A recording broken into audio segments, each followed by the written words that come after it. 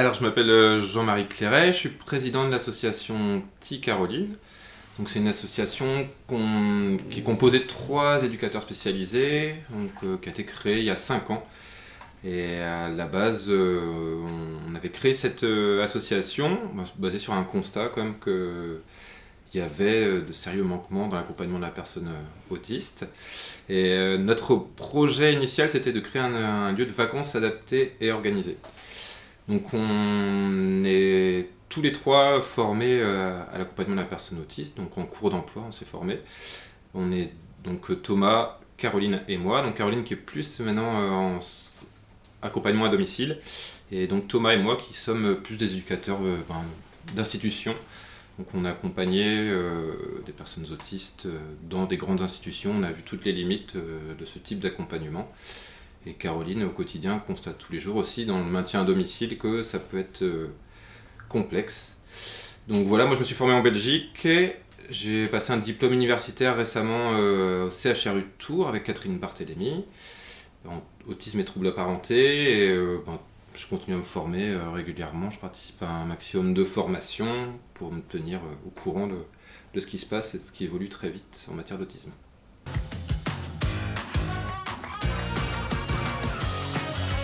Alors déjà c'est une histoire de famille ça, l'éducation spécialisée, parce que mes 2 parents sont éducateurs spécialisés. Du coup j'étais un peu par opposition au début, j'étais pas là-dessus, et puis finalement j'y suis arrivé parce que c'est vraiment quelque chose dans lequel je me réalise. Après plus spécifiquement l'autisme, parce que en Belgique, j'étais en école d'éducateur en Belgique, et j'ai vu des centres déjà qui étaient bien avancés dans l'accompagnement et ça m'a vraiment intéressé.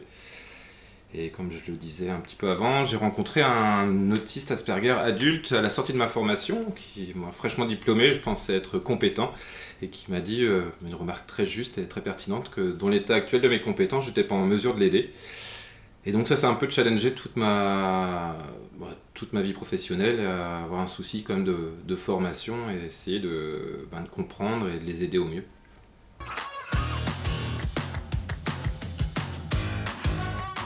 Alors au début, c'est vrai que c'était un projet de vacances adapté et organisé, parce qu'on voyait qu'à chaque fois qu'on sollicitait qu'on était en institution, des vacances, donc par les groupes habituels, EPAL, en fait le profil des personnes autistes souvent était considéré comme pas adaptable. Donc on s'est dit il y a quelque chose, on va sûrement proposer un lieu en tout cas, où ils auront droit à des vacances un peu comme tout le monde.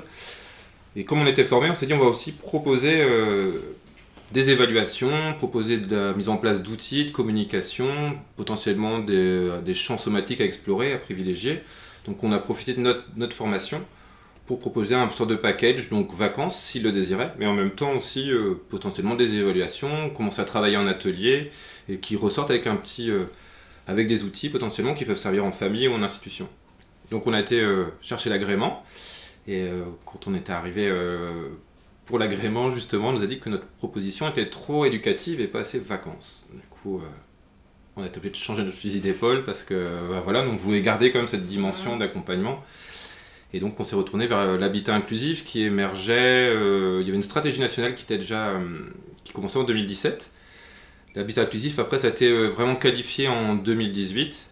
Et là, donc c'est vraiment une alternative entre la vie en institution, en collectivité, et le maintien à domicile. On n'aime pas trop ce terme-là, maintien à domicile, en autonomie.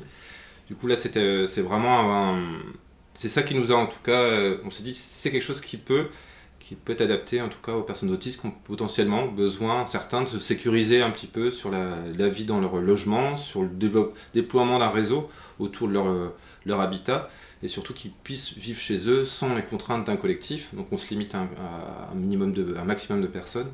On s'est dit que c'était un dispositif qui pouvait convenir à la personne autiste. Et qui est basé, du coup, l'habitat inclusif, c'est un accompagnement à la vie sociale et partagée qui repose sur 4 piliers. Donc, développement de ça, c'est des piliers, mais voilà, il faut garder en tête que c'est souple et que c'est adaptable à la personne. Si la personne a besoin, on peut l'aider à développer l'autonomie au niveau du logement. On peut la soutenir dans la convivialité, donc dans la vie au sein du logement, au sein de la petite colocation. Soutien aussi à l'inclusion sociale, donc on peut l'aider dans les démarches administratives, on peut faire du job coaching aussi, on est formé à ça. Et enfin, il y a une sécurisation du domicile parce qu'il y a présence 24/24 d'un intervenant. Donc ça, c'est le cahier des charges, un petit peu de l'habitat inclusif.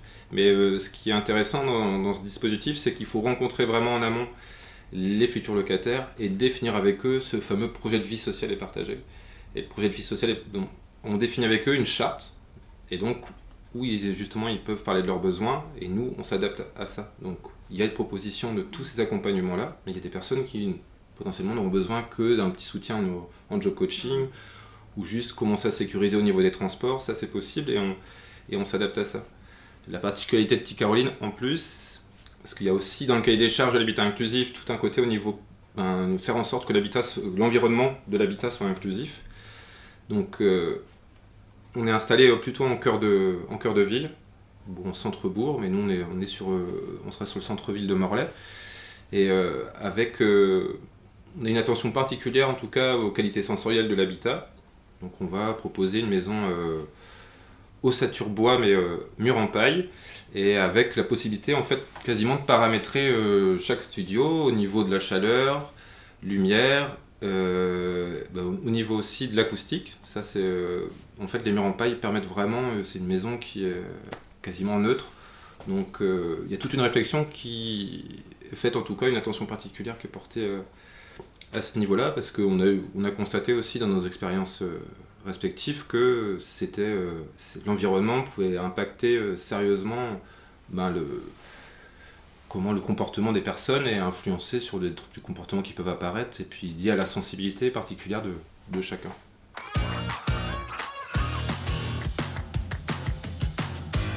Il y a un guide de l'habitat inclusif la démarche est très, très logique, donc il faut vraiment faire une sorte d'étude d'opportunité, une étude pour répondre vraiment aux besoins d'un territoire. Donc il y a beaucoup d'instances à solliciter, ça parle de la direction départementale du territoire, la MDPH, l'ARS.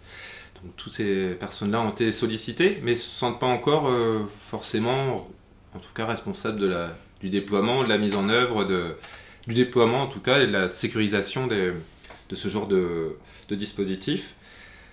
Donc ça, c'est vrai que c'est un frein, parce qu'il n'y a pas vraiment d'interlocuteurs qui nous ont aidés, et au fur et à mesure, on s'est dit, on va se lancer, c'est nous qui allons prendre les risques, parce qu'il y a des risques financiers à prendre. Il y a l'école plus positive, c'est vraiment au niveau des mairies qui nous ont mis à disposition des terrains assez facilement. On a une accessibilité avec des prix intéressants aussi.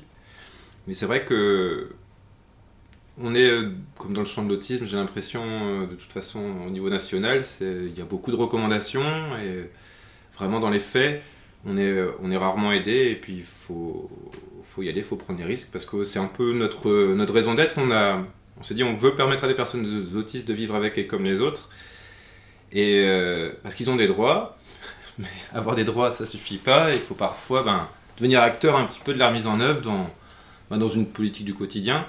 Et on s'est dit, on y va, et on arrête de constater que c'est pas encore adéquat ce qui est proposé au niveau national, qu'il y a encore beaucoup de choses, mais on y va, nous. On s'est dit, on a 40 ans, chacun, on a 40 ans là, on s'est dit, c'est maintenant. Donc on se lance, et on est motivé.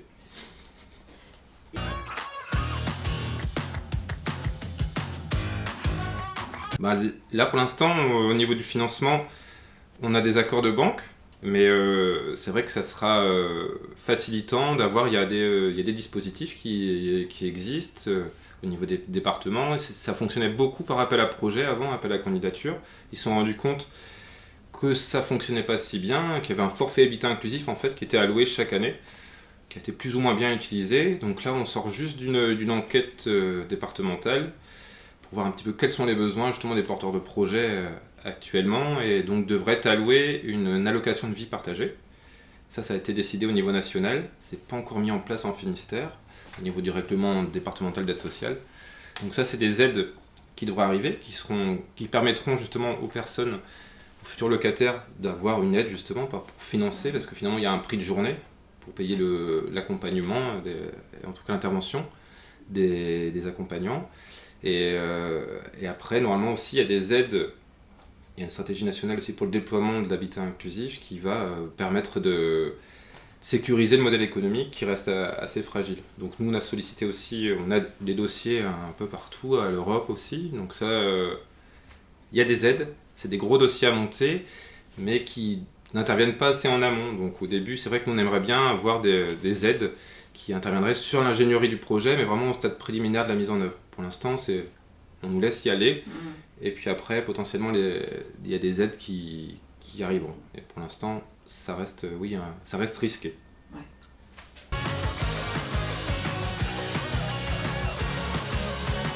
Notre modèle économique avec notre prévisionnel financier, on irait sur un loyer de 380 €.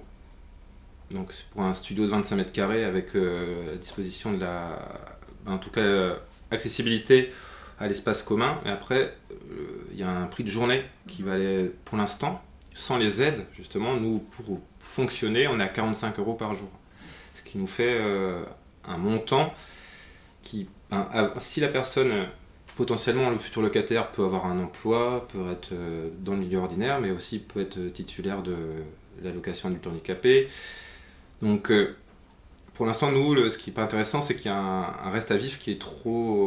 pour quelqu'un qui touche en tout cas la hache, qui restera assez faible. Du coup, nous, on attend des aides pour pouvoir baisser les loyers, sachant que le loyer n'est pas cher, mais notre prix de journée, pour nous, il y a un reste à vivre. Pour l'instant, pour la personne qui serait 200-300 €, c'est pas suffisant. Donc, c'est pour ça qu'on sollicite un maximum de subventions qui permettront de réduire les coûts pour les personnes.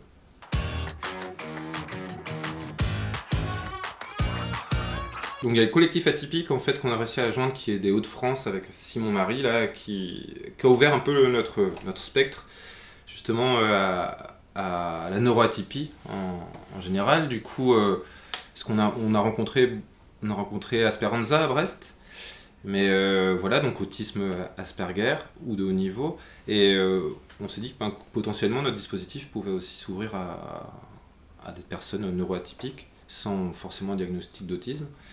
Donc oui, maintenant on a envie de rencontrer un maximum de personnes, surtout pour être vraiment en adéquation avec les besoins. On a été un petit peu la focus sur la construction d'un modèle financier, on connaît des personnes autistes, on en rencontre via Caroline du coup qui va les rencontrer à domicile. Il y en a encore aussi via Thomas en institution, mais on aimerait bien justement avoir plus de retours et potentiellement les rencontrer de la façon la plus qui leur conviendra le mieux.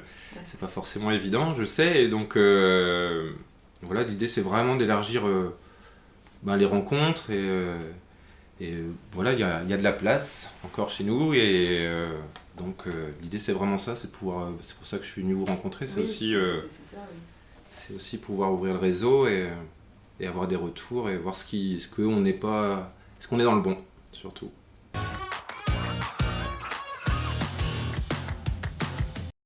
Bah oui, justement, dire déjà que toutes les personnes, voilà, nous on n'est plus, on était très très focus autisme comme je disais au début. Maintenant on est ouvert à toute personne qui sentirait le besoin en tout cas d'un logement au début sécurisant. Ça peut être complètement un tremplin en milieu ordinaire, ça peut être un chez-soi définitif aussi. C'est tout l'intérêt de l'habitat inclusif, c'est que c'est en adéquation au maximum en tout cas avec les besoins de la personne qui désirera venir chez nous.